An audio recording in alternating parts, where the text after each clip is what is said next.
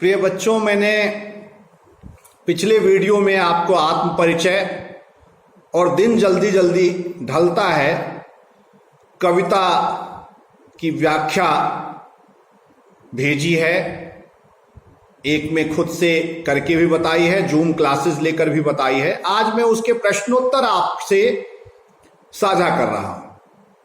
आपके पास पुस्तक होगी नहीं होगी तो भी मैं प्रश्न यहां पढ़ रहा हूं, फिर उसके उत्तर भी बताऊंगा। और यदि आप इसे लिखना चाहें तो अपनी कॉपियों में लिख सकते हैं। पहला प्रश्न जो पाठ का है वो है कि कविता एक ओर जग जीवन का भार लिए घूमने की बात करती है तो दूसरी ओर मैं न जग का ध्यान किया करता हूं, तो विपरीत से लगते इन कथनों का क्या आशय। तो आप इसे समझिए। कविता एक ओर जग जीवन का भार लिए घूमने की बात करती है और दूसरी ओर मैं कभी न जग का ध्यान किया करता हूं जैसी बात कहती है। यहां विरोधाभास है। ये विरोधाभासी पंक्तियां हैं। ये दोनों पंक्तियां एक दूसरे के विपरीत। इस कथन के माध्यम से कवि यह बताने की चेष्टा कर रहा है कि एक ओर वह समाज, संसार और जीवन के प्रति अपनी जिम्मेदारियों को महसूस करता है। उस पर समाज और संसार को सुंदर बनाने की जिम्मेदारी है। उस पर अपनी निजी अनुभूतियों और भावनाओं को व्यक्त करने की जिम्मेदारी है।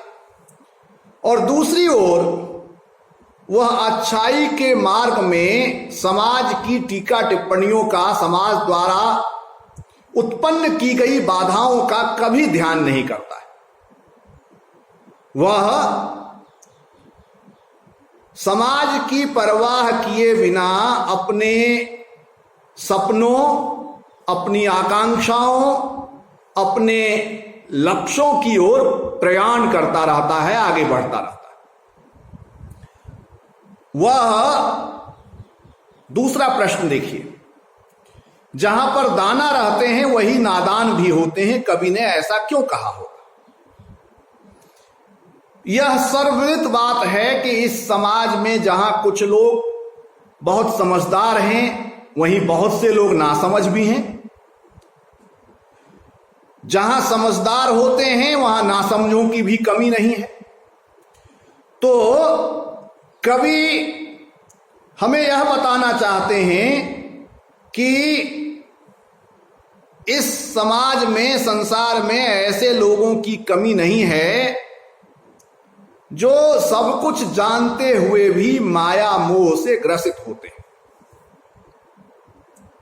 सब कुछ जानते हुए भी माया मोह में फंसे रहते हैं, उससे मुक्ति नहीं पा पाते। तो जहां पर दाना रहते हैं वहीं नादान भी होते। जहां लोभ, लालच, माया, मोह है वहीं नासमझी है। आप लाख यत्न कीजिए, उस नासमझी से मुक्ति नहीं मिलती है। उदाहरण के लिए धृतराष्ट्र, उन्हें मालूम था कि उनका पुत्र मोह उन्हें विनाश की ओर लेकर जा रहा है। उनका पुत्र मोह हस्तिनापुर के विनाश का मूल कारण है, परंतु सब जानते हुए भी वे पुत्र मोह से मुक्त नहीं हो सके। रावण और दुर्योधन जैसे लोगों को मालूम था कि उनका अहंकार ही उनका सबसे बड़ा शत्रु है, पर वे जीवन पर्यंत अहंकार से मुक्त नहीं हो पाए। लगभग यही स्थिति हम सब की भी है। हम अपनी कमजोरियों, अपनी दुर्बलताओं, अपनी कमियों से भली भांति परिचित होते हैं, परंतु उससे मुक्त नहीं हो पाते, उससे उबर नहीं पाते। इसीलिए कवि कहता है कि जहां पर दाना होते हैं, दाना रहते हैं, वही नादान भी होते हैं। यानी नासमझी और समझदारी साथ साथ चलती है, दोनों का अस्तित्व साथ साथ चलता है। समझदार लोग समझदारी भरा जीवन जीते हैं, नासमझ कभी अपनी दुर्बलताओं से मुक्त नहीं हो पाते। तीसरा प्रश्न बच्चों, मैं और जग और कहां का नाता, पंक्ति में और शब्द की विशेषता बताइए। तो मैं और जग और, इस पंक्ति में 3 बार और शब्द आया। मैं और जग और। पहला और अपने को संसार से भिन्न बताने के अर्थ में प्रयोग किया गया। पहला और अपनी निजी विशेषताओं की ओर संकेत करने के लिए प्रयोग किया गया। मैं अलग हूं, यानी संसार से बिलगाव के अर्थ में, संसार से अलगाव के अर्थ में पहले और का प्रयोग हुआ है। फिर है और जग और, तो यानी दूसरा और ये योजक शब्द के रूप में आया है। ये मैं और जग और, मैं और जग को के बीच में एंड के रूप में, अंग्रेजी के एंड के रूप में प्रयोग हुआ है। यह और शब्द दोनों हिस्सों को जोड़ने का काम करता है। जग और तीसरा और, ये और भी भिन्नता के, भिन्नार्थक के रूप में, भिन्न अर्थ देने के रूप में प्रयोग हुआ है। इस और का प्रयोग भी अलगाव को दर्शाने के लिए किया गया है। कवि और संसार के बीच में कोई मेल नहीं है, दोनों अपना अपना स्वतंत्र अस्तित्व रखते हैं, दोनों अपनी अपनी विशेषता रखते हैं, ये बताने के लिए प्रयोग किया गया। तो बच्चों, जहां एक ही शब्द का प्रयोग बार बार हो, अनेक बार हो, पर उसके अर्थ भिन्न भिन्न हो, तो इससे उस कथन में, उस वाक्य में एक सुंदरता पैदा होती है। कविता के क्षेत्र में, कविता में इस प्रकार के सौंदर्य को यमक अलंकार का सौंदर्य कहते हैं। तो कवि के इस कथन में यमक अलंकार का सौंदर्य उपस्थित होता है। इससे कहने की शैली में भी विशेषता आ गई है। चौथा प्रश्न बच्चों, चौथा प्रश्न क्या है? शीतल वाणी में आग के होने का क्या अभिप्राय? तो यहां कवि यह कहना चाहता है कि एक ओर जहां उसकी कविता थके हुए व्यक्तियों को, दुखी व्यक्तियों को, पीड़ित जनों को संवेदना और सांत्वना देती है,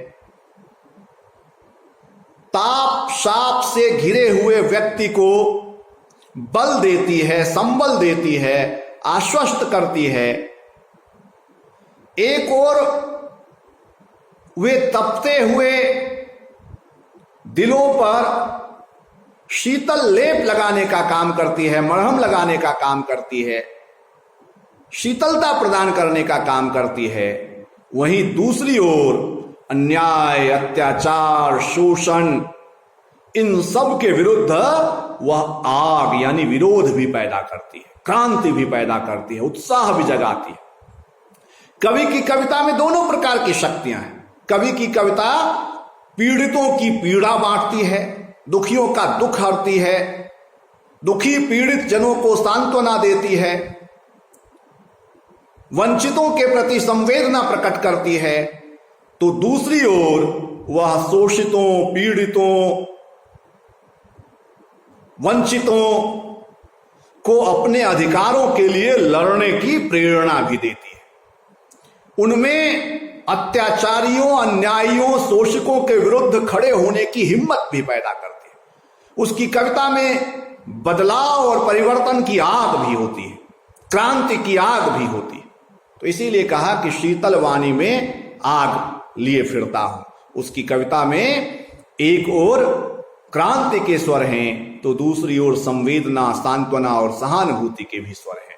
ये इसका अर्थ। पांचवा प्रश्न है बच्चों, बच्चे किस बात की आशा में नीड़ों से झांक रहे होंगे? आसान सवाल है। चिड़ियों के बच्चे इस बात की आशा में नीड़ों से झांक रहे होंगे कि उन्हें उम्मीद है कि उनके माता पिता उनके लिए दाना लेकर आएंगे, उनके लिए भोजन लेकर आएंगे। वे अपने माता पिता की प्रतीक्षा में तथा उनके द्वारा भोजन लाए जाने की प्रतीक्षा में बार बार घोंसले से सिर निकालकर देख रहे हैं। अगला प्रश्न है, दिन जल्दी जल्दी ढलता है कि आवृत्ति से कविता की किस विशेषता का पता चलता? तो इसका अर्थ होगा, दिन जल्दी जल्दी ढलता है कि आवृत्ति से कवि यह बताना चाहता है कि समय गतिशील है और इस गतिशील में समय में हरेक को अपनी मंजिल तक पहुंचना है, हरेक को अपने लक्ष्य की सिद्धि करनी है, लक्ष्य की प्राप्ति करनी है। परंतु कवि के जीवन में उसका कोई अपना नहीं है, कोई सगा नहीं है, कोई आत्मीय नहीं है, इसलिए उसे कहीं पहुंचने की जल्दी नहीं है, उसके पद शिथिल हैं। तो ये बच्चों पाठ के प्रश्न हैं।